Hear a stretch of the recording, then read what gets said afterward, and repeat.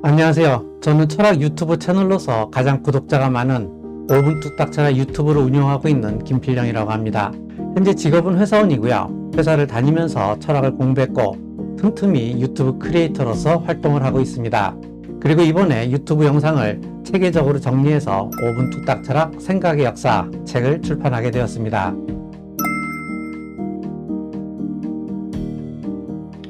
저는 대학에서는 전기공학을 전공했는데요. 제 전공을 살려서 현재 회사에서 근무를 하고 있습니다. 젊었을 때는 철학과 과학을 취미로 공부를 했는데요. 그러다가 혼자 공부하는데 아무래도 한계가 있는 것 같아서 대학원에 진학해서 서양 철학으로 박사학위를 받았습니다. 제 분야는 분석철학과 과학철학입니다. 그동안 공부한 걸 스스로 정리할 겸해서 5분 뚝딱 철학 유튜브 채널을 운영하고 있었는데요. 영상이 아주 많아지다 보니까 구독자 여러분들께서 영상을 체계적으로 정리해달라는 요청이 있었습니다. 그래서 이번에 정리를 하게 되었습니다. 5분 뚝딱 철학 생각의 역사는 철학과 과학 그리고 심리학과 관련된 중요한 이론 7개의 이론들을 체계적으로 정리를 했는데요. 가급적 군더더기 없이 어렵지 않게 썼고 쉽게 이해할 수 있도록 적절한 예시를 많이 들었습니다. 그리고 내용을 직관적으로 이해할 수 있도록 그림과 도표도 많이 넣었습니다. 그리고 책과 유튜브를 연결시켰는데요. 책을 보시다가 QR코드를 찍으면 바로 유튜브 영상으로 연결되도록 만들었습니다. 그래서 책을 보시다가 막히거나 아니면 출퇴근할 때와 같이 책을 읽기 힘든 상황일 때 영상을 함께 보실 수 있도록 구성을 했습니다. 이 책의 가장 특징적인 부분은 각각의 에피소드를 체계적으로 묶어 놓았다는 건데요.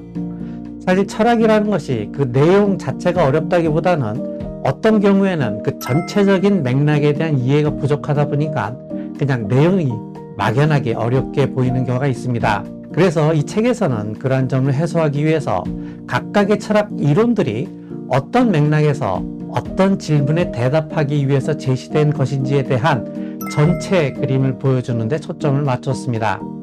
그 체계를 간단히 설명하면 이렇습니다.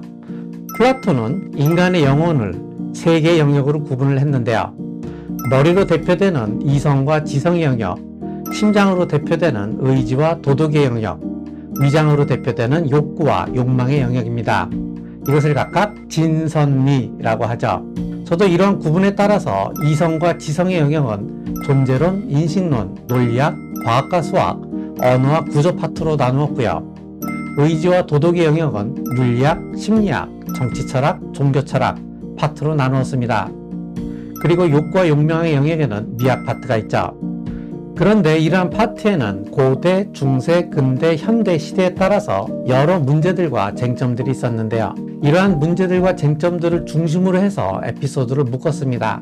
예컨대 고대 인식론에서는 진리는 절대적인가 상대적인가 라는 쟁점이 있었죠. 이러한 쟁점은 고르기아스, 소크라테스, 플라토 편에서 다루었고요. 중세 종교철학에서의 철학과 종교를 어떻게 화해시킬 것인가 라는 문제는 아우구스티누스, 아베로에스, 토마스 아퀴나스 편에서 다루었습니다. 그리고 현대 윤리학에서의 인간이란 무엇인가 라는 문제는 프로이트, 융, 아들러 편에서 다루었죠.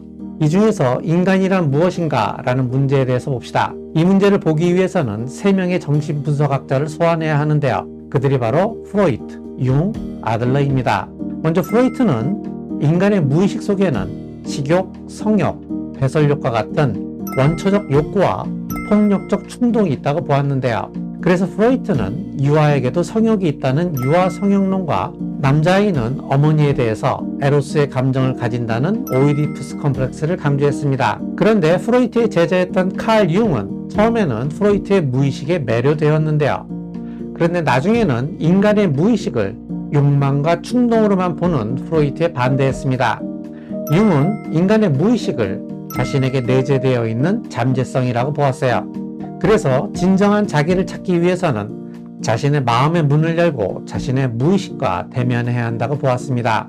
그래서 그의 관심은 어떻게 하면 한 사람의 잠재성을 발견하고 미래의 그가 새로운 사람이 될 수 있는가 하는 점이었습니다. 아들러도 처음에는 프로이트의 제자였습니다. 하지만 아들러도 마찬가지로 프로이트의 이론에 동의할 수 없었어요. 아들러는 모든 인간은 자신의 열등감을 극복하고 우월해지는 의지를 가지고 있다고 보았습니다. 그래서 인간은 자신의 의지를 통해서 얼마든지 새로운 미래를 만들어갈 수 있다는 겁니다. 인간이란 무엇인가에 대한 프로이트, 융, 아들러의 입장은 이렇습니다.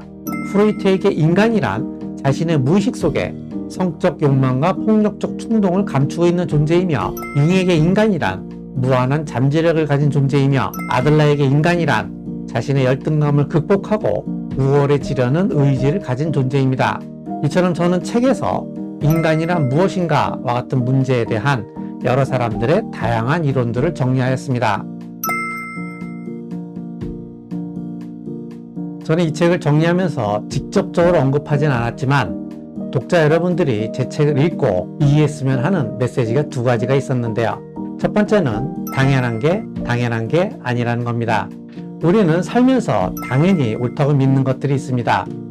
그런데 우리가 당연하다고 믿는 것들이 사실 알고 보면 우리의 시대적 상황이 만들어낸 착각이거나 개인적 경험이 만들어낸 편견이거나 아니면 우리가 인간이기 때문에 어쩔 수 없이 가지게 된 편견, 한계일 수도 있습니다. 그런데 철학사를 들여다보면 많은 철학자들의 한 작업이 무엇이냐 하면 우리가 당연히 옳다고 믿는 것들이 사실은 착각이나 편견이나 한계라는 것을 보여주고 있어요. 예컨대 고대 그리스의 탈레스는 만물을 물이라고 주장했죠. 지금 보면 굉장히 우스꽝스러운 주장이긴 하지만 그 당시 상황으로 들어가서 보면 이건 굉장히 혁신적인 생각이었어요. 왜냐하면 그 당시 사람들은 모든 자연현상의 배후에는 신의 의도가 있다고 생각을 했는데요. 예컨대 아폴론이 태양의 운행을 관장한다고 생각을 하거나 포세이돈이 열받으면 폭풍우가 친다고 생각을 했죠. 그런데 탈레스가 나타나서 자연현상의 배후에는 신의 의도가 있는 것이 아니라 그저 또 다른 자연현상이 있다는 것을 말하고 있는 겁니다. 이처럼 철학은 그 시대에 당연하다고 믿는 것들이 사실은 당연한 게 아니라는 것을 보여줍니다.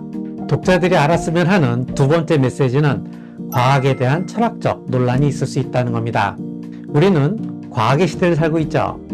우리는 과학자들이 말하는 것을 의심하는 사람이 없어요. 하지만 우리가 과학적 사실을 받아들인다고 하더라도 그러한 과학적 사실이 함축하는 철학적 문제는 여전히 남아있을 수 있습니다. 예컨대 과학자들은 물질과 물질이 서로 잡아당기는 만류인력의 법칙에 대해서 이야기를 하죠. 그런데 물질은 왜 물질을 잡아당길까요? 이렇게 묻는 순간 이것은 과학의 문제가 아니라 철학의 문제가 됩니다. 그리고 상대성 이론에 따르면 움직이는 대상의 시간이 느려진다고 하는데요. 그런데 시간이 느려진다는 게 도대체 무슨 의미일까요?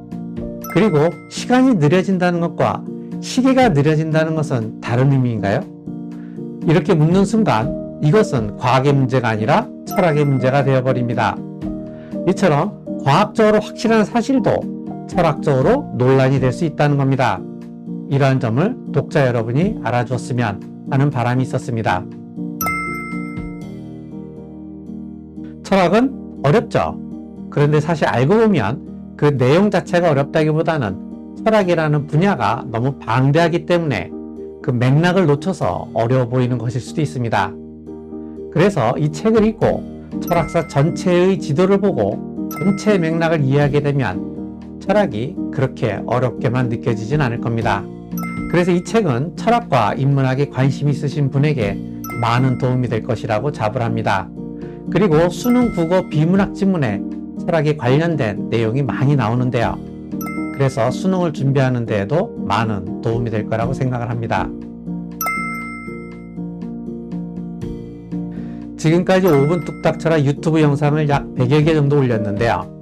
올해에도 5, 60개 정도 영상을 더 만들어 올릴 계획입니다. 그러면 철학과 과학, 심리학에서 다루는 중요한 이론들은 웬만한 이론들은 다 다루게 될 것이라고 생각을 하는데요. 그리고 올해 하반기에 나머지 에피소드를 엮어서 5분 뚝딱 철학 2권을 출판할 계획입니다. 그렇게 해서 이 두 권이 완성이 되면 철학과 인문학에 관심 있는 사람들이라면 한 번쯤 읽어봐야 되는 책이 되는 것이 저의 바람이자 계획입니다. 지금까지 5분 뚝딱 철학의 저자 김필영이었습니다. 감사합니다.